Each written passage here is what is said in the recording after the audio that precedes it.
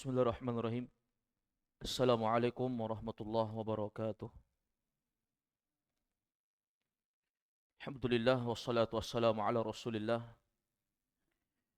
wa ala alihi wa ashabihi wa mawalah. Asyhadu an la ilaha illallah wahdahu la syarikalah wa asyhadu anna Muhammadan abduhu wa rasuluh la nabiyya ba'dah.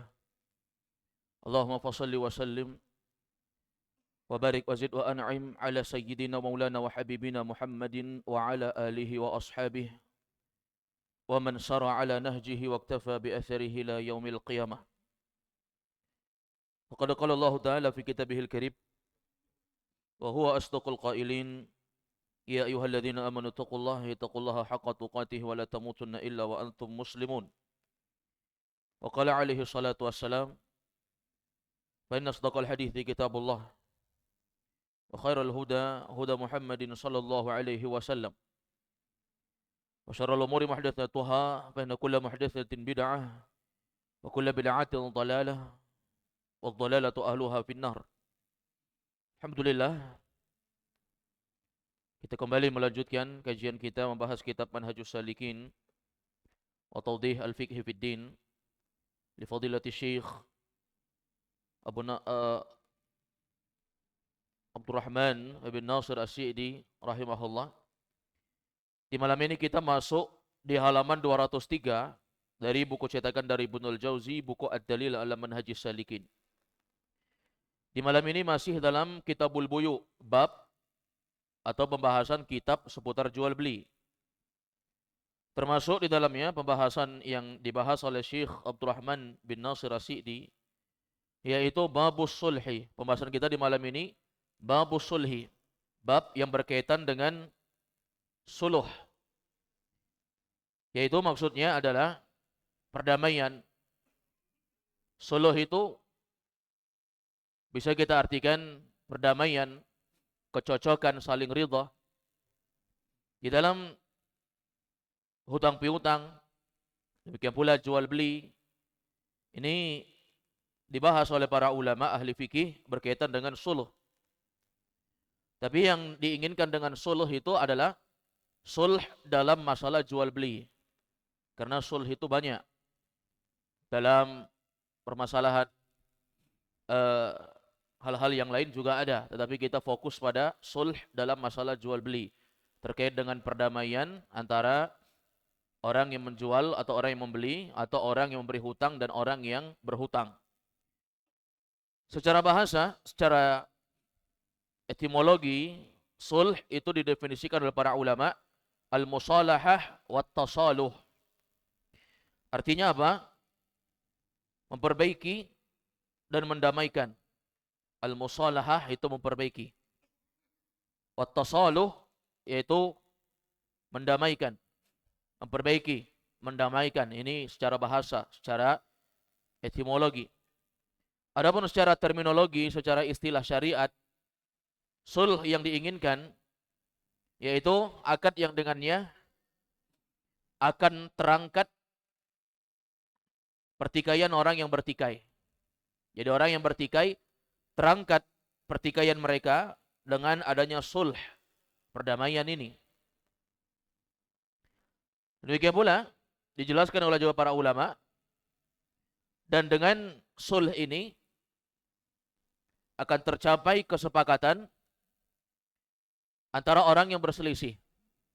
Nanti akan kita sebutkan bagaimana contoh-contoh yang disinggung oleh Syekh dalam pembahasan ini. Beberapa kaidah yang beliau sebutkan nanti tentang masalah adanya kesepakatan antara orang yang berselisih.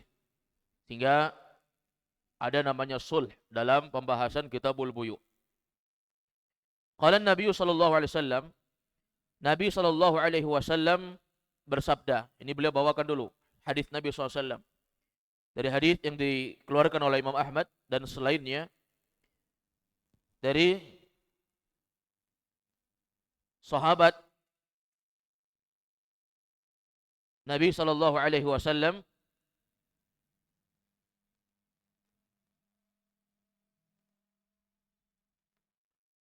bahwa disebutkan dalam hadis ini as-sulhu jaizun bainal muslimin illa sulhan harrama halalan aw ahalla haraman. Pada hukum asalnya Nabi mengatakan as-sulhu jaiz.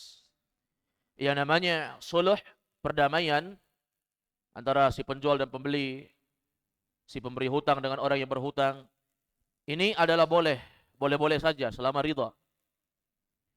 Bainal muslimin, dan ini diperbolehkan antara kaum muslimin. Jadi boleh. Kecuali kata Nabi, illa sulhan harrama halala. Kecuali perdamaian yang di dalamnya ada sesuatu yang haram, mengharamkan yang halal. Sesuatu yang harrama halala, mengharamkan sesuatu yang halal. Ini enggak boleh tentu saja. Karena hukum syariat itu adalah sesuatu yang paten. Dia tidak berubah-berubah seperti hukum negara. Ya. Hukum-hukum yang ada di suatu negara, hukum yang dibuat manusia itu bisa saja berubah sesuai dengan beberapa kejadian dan kebijakan-kebijakan tertentu sehingga berubahnya hukum. Tapi kalau dalam hukum syariat, yang haram nggak boleh dihalalkan. Atau yang halal nggak boleh diharamkan. Ini kata Nabi, illa sulhan harrama halala. Kecuali perdamaian yang mengharamkan yang halal. Ini nggak boleh.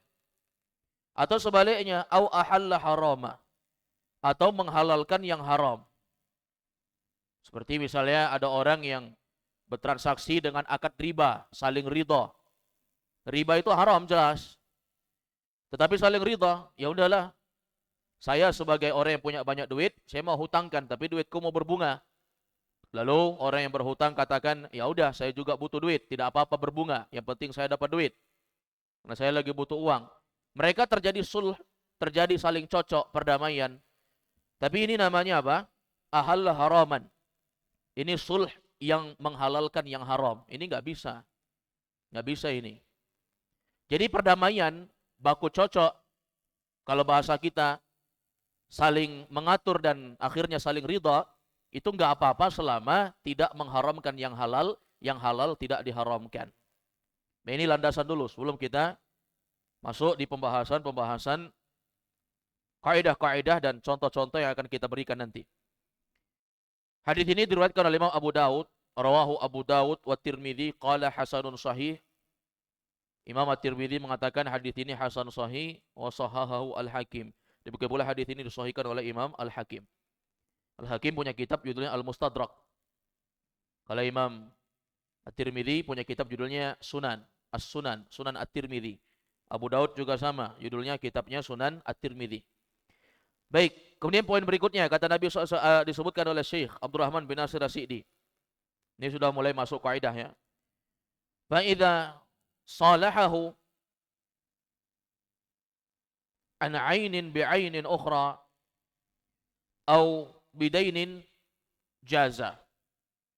Kata beliau, apabila berdamai tentang satu barang bi 'ainin ukhra lalu dibayar dengan barang yang lain, berdamai ya, satu barang dibayar dengan barang yang lain. Contohnya, ada orang yang dia membeli HP secara online. Dia beli HP secara online, lalu saat barangnya tiba, ternyata warnanya tidak seperti apa yang dia pesan. Sehingga terjadilah ketidakcocokan atau pertikaian antara sang penjual dan pembeli. Saya pesan tadi warnanya biru, kenapa yang datang warna merah? Saya tidak suka warna merah. Sehingga antara penjual dan pembeli bertikai dengan itu. Maka terjadilah sulh, perdamaian. Lalu si penjual sebagai seller yang bertanggung jawab, dia mengatakan kepada customernya, baiklah kalau begitu saya akan kirimkan barang yang baru, tapi Bapak kirimkan dulu barang yang tadi ke toko kami, kembalikan, nanti akan dikirim barang yang baru, karena memang ada kesalahan dari pihak pengiriman misalnya. Atau bagian orang-orang yang dia pekerjakan dari seller yang memiliki barang tadi. Karyawan-karyawan yang mungkin salah memasukkan warna.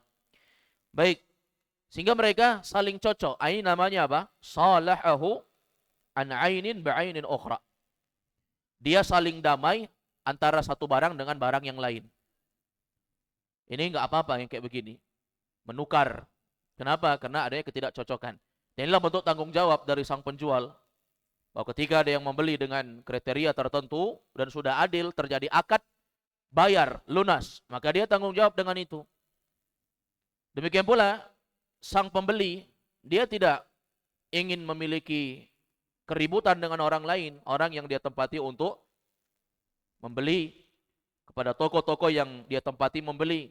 Dia tidak mencari aib-aib tersembunyi dari hal-hal yang harusnya sebenarnya tidak perlu dipermasalahkan. Seperti misalnya ketika sang pembeli sudah mendapati barang, sudah dikirim barangnya dari penjual, si pembeli menerima. Ternyata waktu dia terima, ada sedikit mungkin bonyok bagian dosnya dari handphone yang dia beli. Mungkin saja ini bukan kesalahan dari sang penjual, karena dari toko mungkin saja dalam kondisi bagus, tapi sampai mungkin saja cacat di dalam pengiriman sehingga tidak merusak barangnya, hanya dosnya, masalah yang sedikit saja. Lalu dia permasalahkan, dia tidak terima dengan itu. Ini ya adalah hal yang tidak wajar harusnya. Kenapa? Masalah kecil tidak perlu untuk dibesarkan. Kemudian au bidainin jaza. Demikian pula kata beliau, barang dibayarkan dengan hutang, maka ini boleh. Ada barang dibayarkan dengan apa? Dengan hutang. Contoh, ada seorang yang membeli barang, barangnya cacat, tidak sesuai. Tapi si penjual tidak menggantikan dengan barang yang lain. Kalau tadi yang pertama, barang nggak cocok, ganti. Ini boleh. Tapi contoh yang kedua ini, Syekh mengatakan boleh juga kalau misalnya ada orang yang berdamai antara barang dibayar dengan hutang. Barang udah nyampe, kan tadi sudah akad transaksi, sudah bayar kontan lunas. Tapi barang ini belum dibuka sama sang pembeli. Sehingga dia bawa ke rumahnya, sampai rumah dia cek, ternyata ada sesuatu yang tidak sesuai. Baik, si penjual menganggap dia sudah memberikan sesuatu sesuai dengan apa yang menjadi haknya sang pembeli. Dia tidak berbuat curang dengan ini. Dia pun pulang, tapi karena ada kebutuhan dia langsung belanjakan uang itu. Ternyata orang ini mendapati ada ketidaksesuaian. Tapi karena rumah mereka berjauhan, akhirnya si pembeli ini menunda. Mungkin besok saya akan kembali lagi memulangkan barang ini. Ketika datang, besoknya ternyata uang yang tadi telah diberikan sebagai alat tukar membeli sudah dipakai sama si penjual. Karena dia menganggap sah, sudah selesai transaksi, uang boleh digunakan. Tapi ternyata orang ini kembali menyampaikan bahwa ini barang ternyata begini-begini, ternyata barang ini seperti ini. Mungkin dia beli HP, ternyata HP-nya tidak bisa nyala kan. Mungkin dalam dos, tidak dibuka dosnya sebelumnya. Sehingga dia sampai rumah dia nyalakan, tidak bisa nyala. Sehingga dia meminta uangnya tidak ada. Maka boleh ya dikembalikan barang tersebut lalu ditukar dengan hutang. Ya udah, saya minta lagi kembali barangnya, tapi uang Anda sudah saya pakai, maka anggap saja saya berhutang dengan uang seperti Anda membeli ini. Insya Allah beberapa hari saya akan kembalikan. Maka ini juga tidak masalah yang kayak begini. Baik, jadi kesimpulannya dalam pembahasan ini, menukar barang dengan barang tidak apa-apa selama saling cocok ridho. Demikian pula menukar barang dengan hutang. Ini juga tidak masalah. Yang nggak boleh menukar utang dengan utang. Ini yang nggak boleh. Kalau barang dengan hutang boleh. Tapi kalau hutang dengan hutang tidak boleh. Saya hutang 1 juta. Tapi nanti saya bayar pakai hutang juga. Ya, ini namanya menunda. Sebenarnya dia tidak mau bayar. Tapi dia ingin menunda. Ini tidak boleh. Namanya dain ala dain. Ya, menukar hutang dengan hutang ini dilarang di dalam syariat. Baik, ini pembahasan poin ke-376. Kemudian berikutnya, pembahasan berikutnya, poin 373 di halaman 204, buku Ad-Dalil Alaman Haji Salikin. Kita nggak baca semua dalil-dalil dari buku Ad-Dalil Alaman Haji Salikin, tapi ini sangat membantu untuk kita bisa mendapatkan beberapa catatan kaki dari penta'liq untuk mendapati keterangan dari hadis-hadis lebih lengkap. Poin 373. Kata beliau Syekh Abdurrahman bin Nasir As-Sa'di, wa in kana lahu alaihi dainun fasalahahu anhu bi'ainin au bidainin qabadahu qabla tafarruq jaza. Kata beliau, wa in kana lahu alaihi dainun, jika ada seorang yang punya hutang pada orang lain, fasalahahu anhu bi'ainin, kemudian dia meminta untuk berdamai, membayar dengan barang. Dia punya utang, lalu dia meminta, bagaimana kalau kita berdamai, tapi saya bayar dengan utang. Punya utang, ya, jika ada seorang yang punya hutang pada orang lain, lalu dia meminta sama orang yang dia tempati hutang tadi berdamai dengan membayar dengan barang. Hutang saya 10 juta, tapi nggak punya duit 10 juta. Ya, ini saya punya motor. Ya udah, tukar aja 10 juta itu dengan motor ini. Boleh. Walaupun mungkin saja motor ini sebenarnya kalau dijual nggak nyampe 10 juta. Mungkin harganya 7 jutaan pasarannya. Tapi karena si pemberi hutang ingin meringankan beban, dia bilang ini kalau dijual 7 juta nggak cukup. Ya udah nggak apa-apa lah, sini saya butuh motor, daripada saya cari motor lagi susah nanti. Maka nggak apa-apa. Lunas ya. Bayar pakai barang. Ini juga nggak apa-apa kalau seperti ini. Au bidainin qabadahu qabla tafarruq jaza. Atau kata beliau, berdamai dengan hutang yang telah dipegang. Berdamai dengan hutang yang telah dipegang. Jadi tidak membayar hutang dengan hutang, atau bai' dain biyadain. Karena ini hukumnya dilarang. Yaitu dia kalau mau hutang, tidak boleh dia bayar pakai hutang. Saya pinjam duitmu 10 juta. Sudah jatuh tempo, dia bilang sama orang itu, saya pinjam dulu 10 juta untuk bayar hutang saya yang kemarin. Itu sebenarnya dia ingin apa? Minta jatah tempo. Bukan mau bayar hutang sebenarnya, tapi minta jatah tempo lebih lama lagi. Saya hutang lagi uangmu. Dengan alasan berbeda lah. Mungkin dia berbohong ya. Dengan cara supaya dia dapat uang. Ini namanya membayar hutang dengan cara berhutang. Ini bai' dain biyadain, ya, bai' dain bidain. Ini tidak diperbolehkan. Jadi kalau mau dia bayar harus ada barangnya dulu. Dia harus memiliki barang. Jadi kalau dia punya hutang 10 juta, ya minimal ada sesuatu yang dia bayarkan. Apakah dia bilang, ambil saja ini saya, hitung aja hutang saya lunas walaupun cuma setengah, tapi saya mau pinjam lagi uangmu. Nah ini tidak masalah kalau seperti ini. Baik.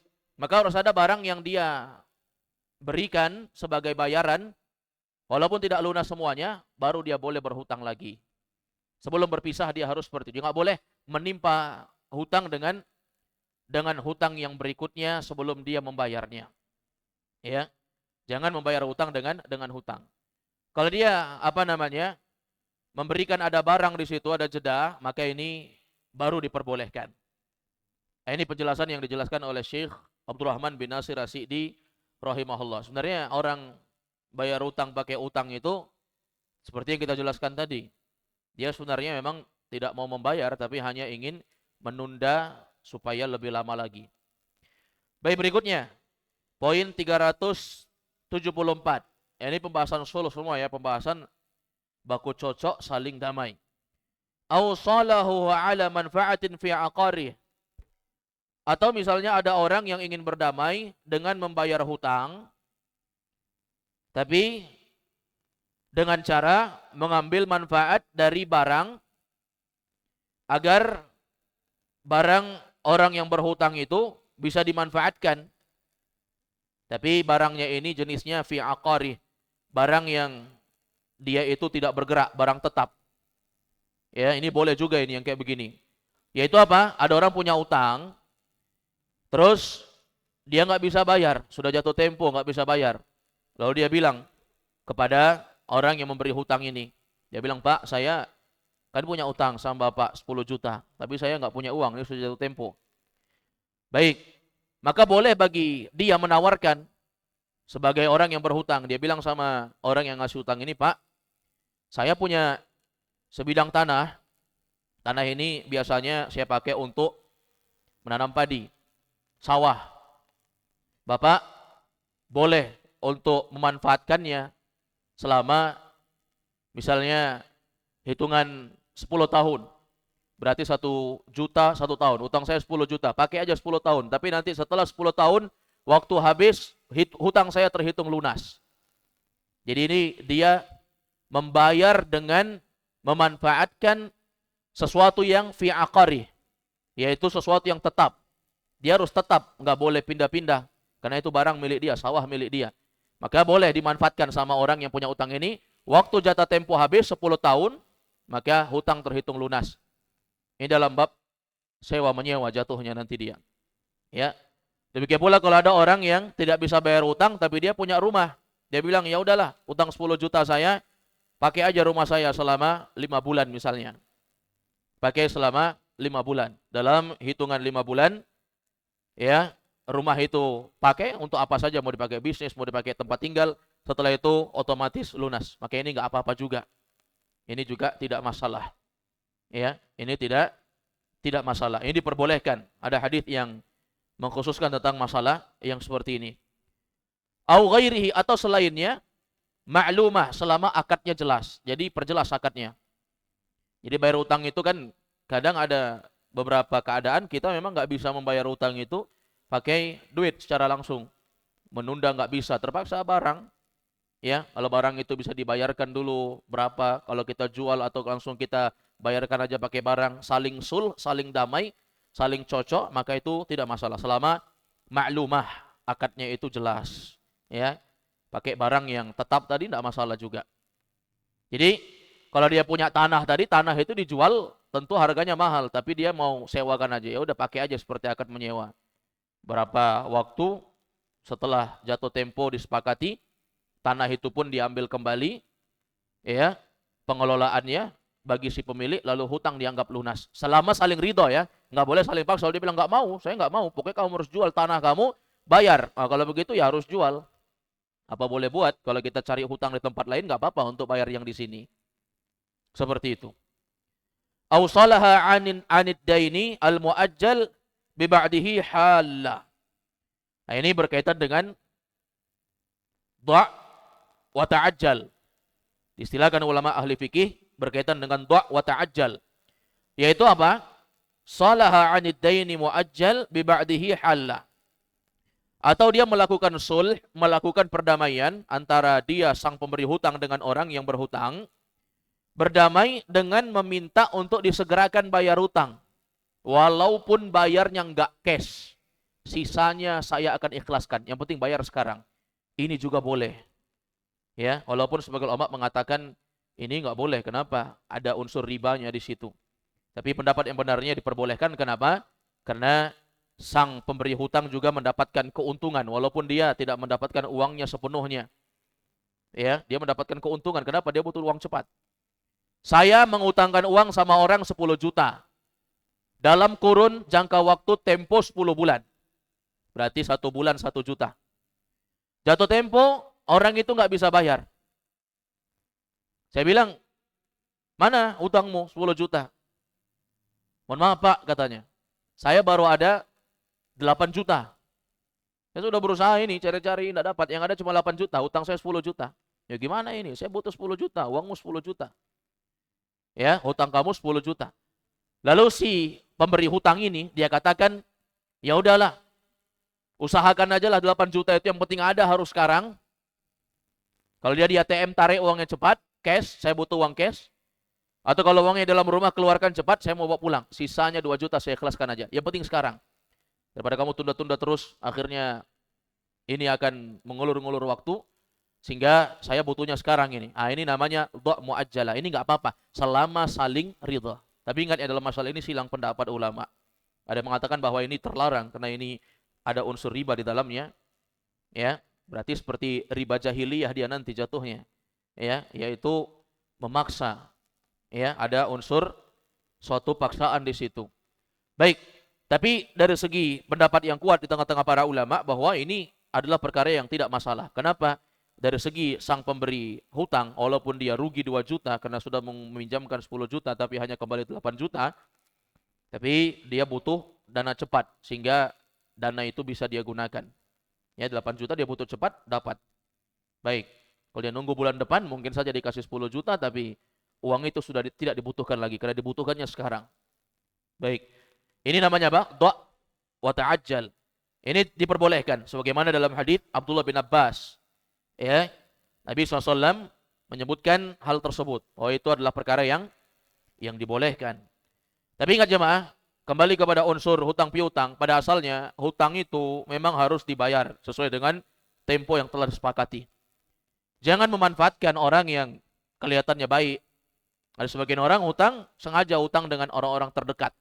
Kalau hutang sama orang lain kan pasti bayarnya sesuai dengan apa yang dipinjam.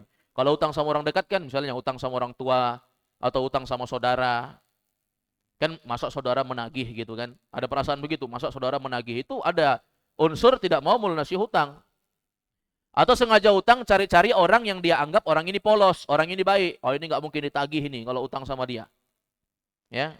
Atau cari orang yang betul-betul kaya, yang kalau ngutangin dia nggak akan ingat siapa yang dia kasih hutang. Ini ada unsur nggak mau bayar hutang namanya kalau seperti ini. Ini beda cerita kalau begini. Ya.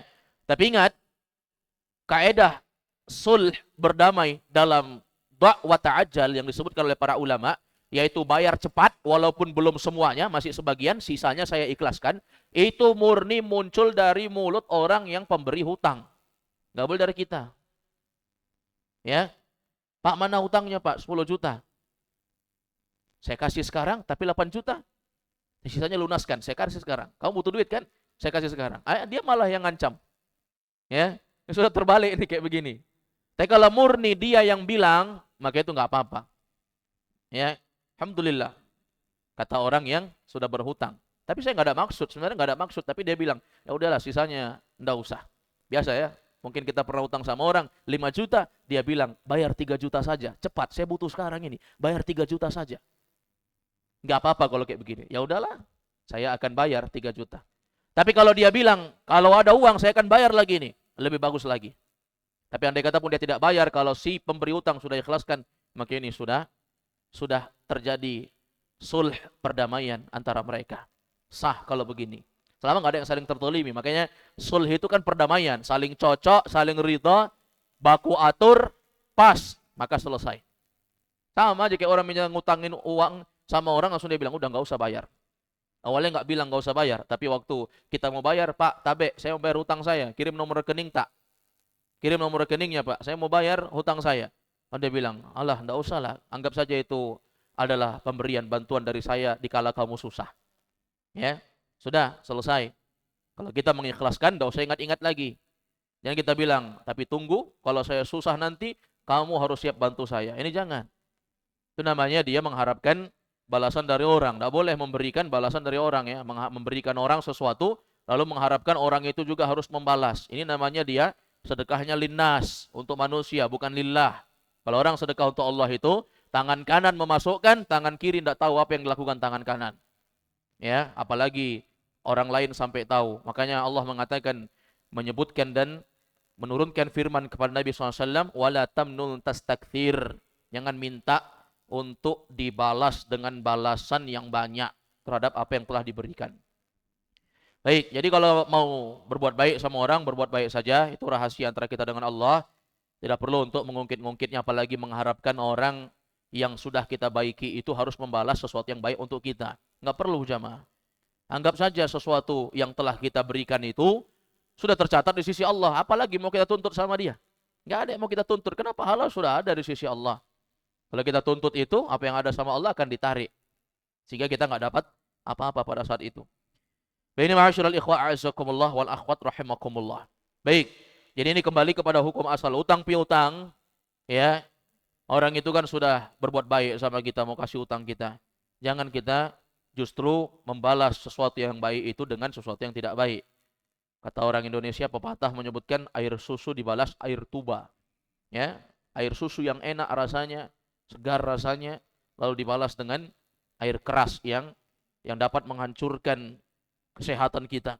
Maka ini tentu saja Sesuatu yang tidak baik ya. Orang sudah bantu kita tapi kita tidak memiliki tanggung jawab di atas itu. Harusnya kita apresiasi orang-orang sudah bantu kita itu. Tidak semua orang punya hati dapat membantu kita. Apalagi banyak saudara kita yang membantu kita juga sebenarnya dia dalam keadaan sulit. Bukan juga dia orang-orang yang lapang sebenarnya. Mereka juga sulit ekonominya, tapi karena untuk memudahkan urusan saudaranya, apalagi dia adalah teman dekat dengan kita, sehingga dia bantu kita. Ada lagi orang, dia ingin membantu temannya, sampai temannya pun mau hutang dengan dia, sudah nggak punya duit dia.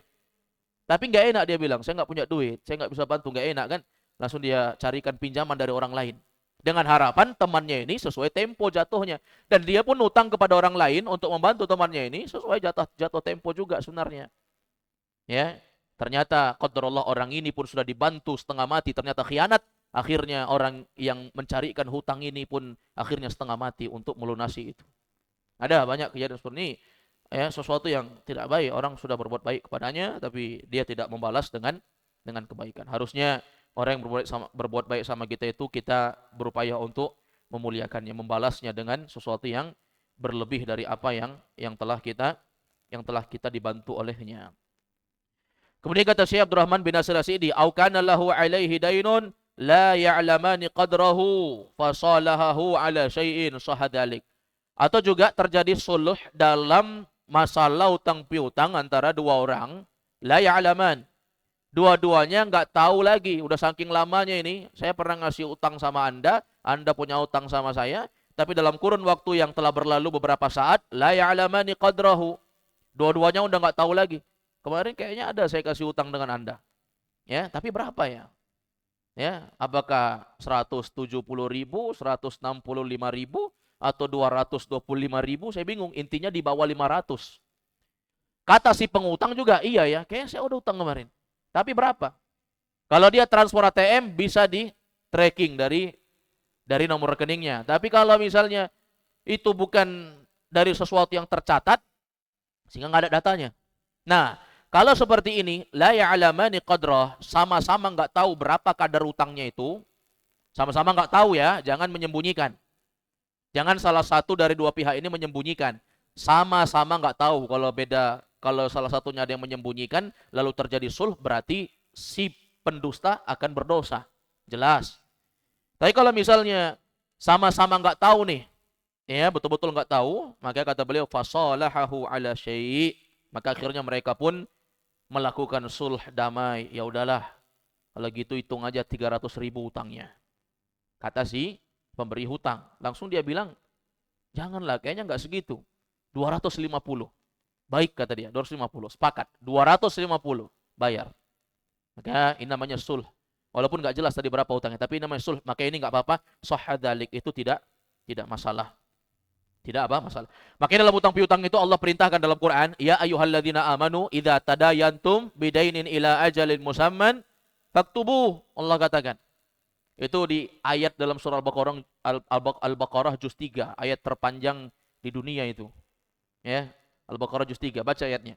Ya ayyuhalladzina amanu idza tadayantum bidainin ila ajalin musamman faktubuh. Allah katakan, wahai orang beriman, apabila kalian melakukan transaksi utang piutang, ada orang kalian hutangi atau kalian pinjam uang sama orang, faktubuh kata Allah, catat. Catat. Zaman sekarang nggak mesti nyatat pakai kertas, pakai HP pun bisa catat. Catat di mana kalau kita buka platform yang bisa kita buka suatu saat, dia tidak akan hilang. Jangan catat di WhatsApp. WhatsApp nanti ganti HP, masuk HP baru, chattingnya hilang. Carilah bagaimana caranya. Apakah kita bisa menyimpannya di akun yang bisa kita login pakai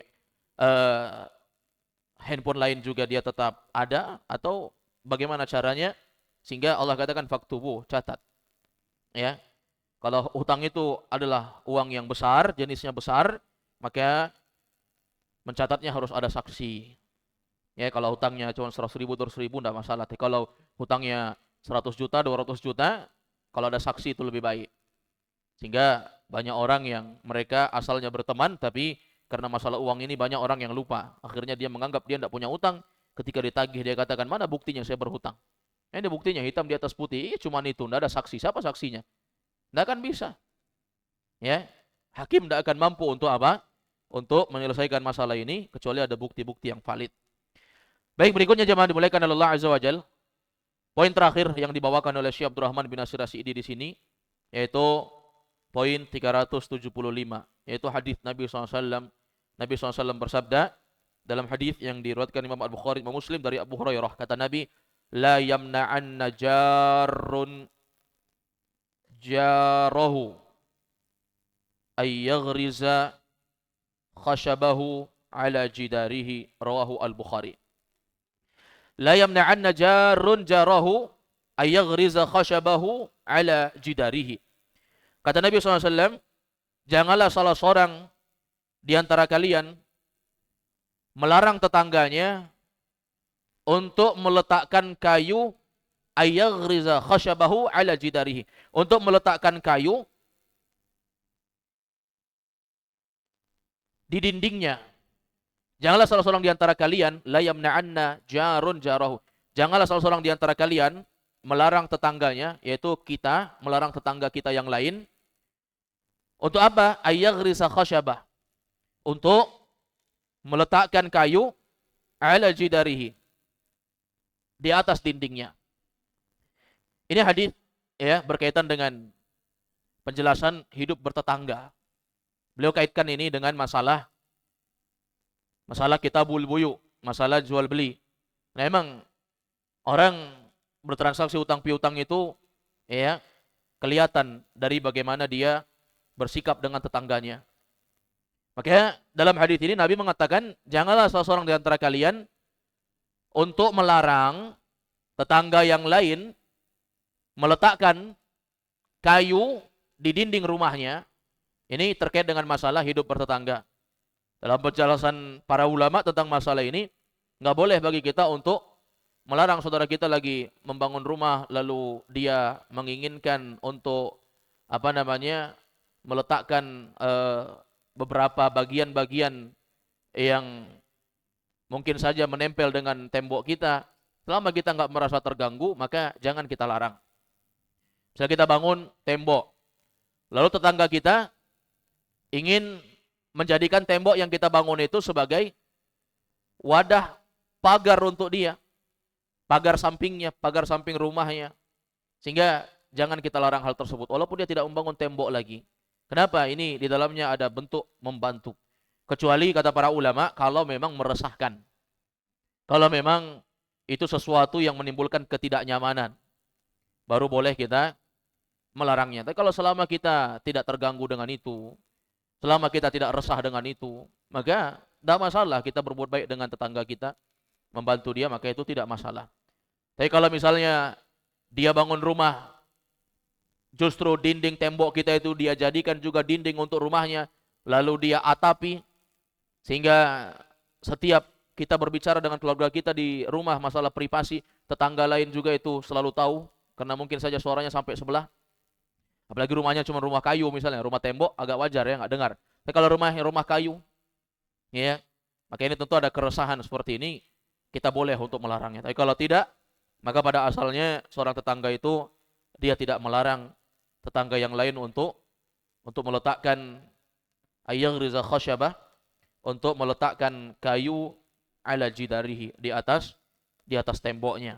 Ini hanya berkaitan dengan masalah terkait dengan berbuat baik kepada tetangga. Selama kita tidak merasa terganggu dengan itu, maka tidak masalah. Tapi kalau mengganggu, kita ingatkan ya dengan cara yang baik, cara yang tidak menyinggung dan menyakiti perasaannya.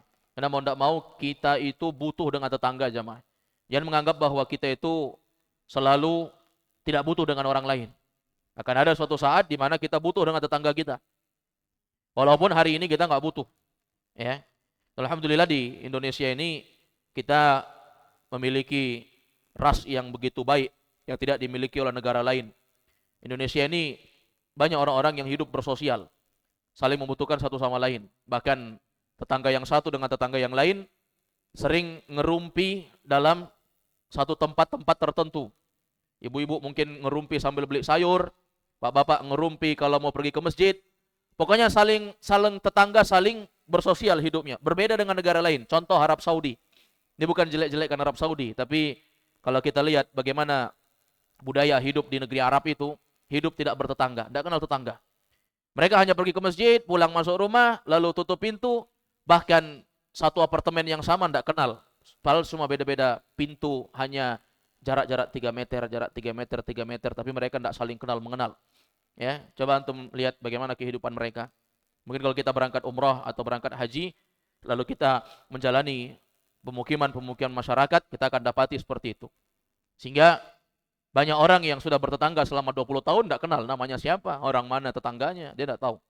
Ya. Tentu saja kita syukuri apa yang ada pada negeri kita, sehingga nikmat bertetangga itu luar biasa, jamaah. Walaupun kita harus memilah dan memilih siapa yang akan kita jadikan teman dekat. Tapi setiap orang itu tidak dimusuhi dengan itu. Ya. Bahkan alhamdulillah kalau kita lihat berapa orang tua kita mengajarkan, kalau misalnya kita mau masak makanan, berikan kepada tetangga kita. Siapa tetangga? Silang pendapat di kalangan para ulama. Siapa yang dikatakan tetangga? Para ulama dia mengatakan tetangga itu setiap orang yang nempel dinding rumahnya dengan engkau. Baik di depan, di belakang, samping kanan atau kiri. Maka itu namanya tetangga. Ada yang mengatakan 3 rumah dari rumahmu. Rumah kita, 1, 2, 3 ke kanan, masih tetangga. Depan, 1, 2, 3 ke kanan, masih tetangga. Dan seterusnya. 3 rumah dari seluruh penjuru ini. Kemudian dia mengatakan juga, selama engkau menganggap itu dekat, maka itu tetanggamu. Dekat ya pandangan urf kebiasaan orang. Kalau kita dari sini sampai depan jalan Benteng Sumbopu ini ya udah nggak tetangga lagi, sana jauh kita rasanya, karena nggak bisa ditempuh dengan jalan kaki. Tapi kalau area-area yang sering kita lewati, dekat menurut kita itu namanya tetangga. Berbagi, apapun itu yang bisa dibagi. Mungkin kita nanam